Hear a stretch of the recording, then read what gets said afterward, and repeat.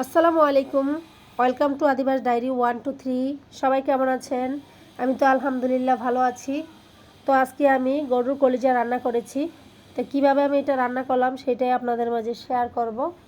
প্রথমে আমি কলিজাটা একদম ফুটন্ত গরম পানি দিয়ে ধুয়ে নিয়েছি, তারপরে রান্নার প্রসেসে চলে গেছি। তো এখন আমি রান্না করার জন্য প্রথমে চুলায় একটা হাঁড়ি বসিয়ে দিলাম। তারপরে হাঁড়ি বসিয়ে দিয়ে এখানে দিয়ে দিলাম পর্যাপ্ত পরিমাণে তেল।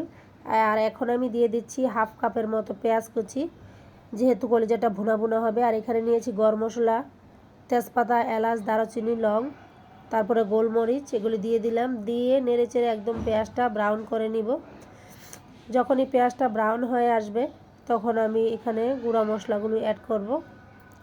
তো পেঁয়াজটা ব্রাউন হয়ে আসলে এখানে আমি দিয়ে দিলাম কাঁচামরিচ, তারপরে একটা টমেটো কেটে রেখেছিলাম সেটা, আর এখন দিয়ে দিচ্ছি আদা রসুন বাটা আর জিরা বাটা। আর এখন আমি দিয়ে দিচ্ছি হলো হলুদের গুঁড়া, মরিচের গুঁড়া, ধনিয়ার গুঁড়া আর স্বাদ মতো লবণ। আর এখন আমি দিয়ে দিব একটু গরম মশলার গুঁড়া। গরম মশলার গুঁড়াটা আমি বাসায় বানিয়েছি, এখানে অনেক কিছু আছে আর জন্য মশলাটা আগে দিয়েছি আমি গরম মশলাটা। এগুলি দিয়ে আমি একটু নেড়ে চেড়ে নিচ্ছি। এখন আমি হালকা একটু পানি দিয়ে দিয়েছি মশলার বাটিটা ধুয়ে, যেন করে মশলাটা পুড়ে না যায়। তো আমি এখন নেড়ে চেড়ে মশলাটা সব কিছু ভালো করে মেশানো হলে ঢাকনা দিয়ে ডেকে দিচ্ছি।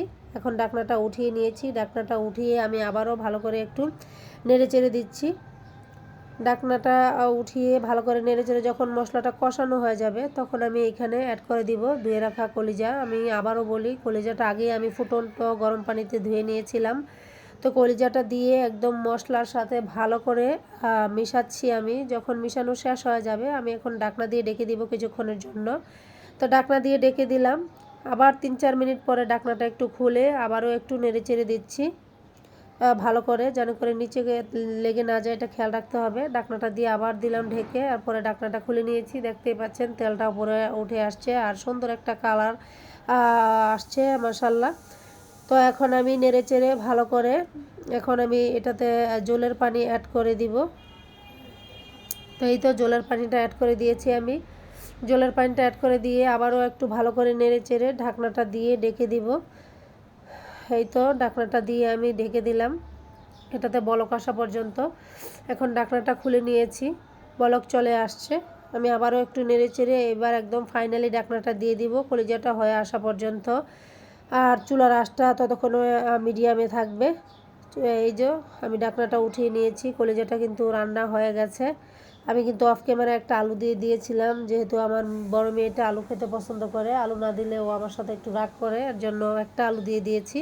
ঝোলটা কিন্তু একদম গাঢ় হয়ে গেছে, এটা চুলাটা অফ করে দিলে একদম মাখো মাখো হয়ে যাবে। তো এখন আমি চুলাটা অফ করে দিব।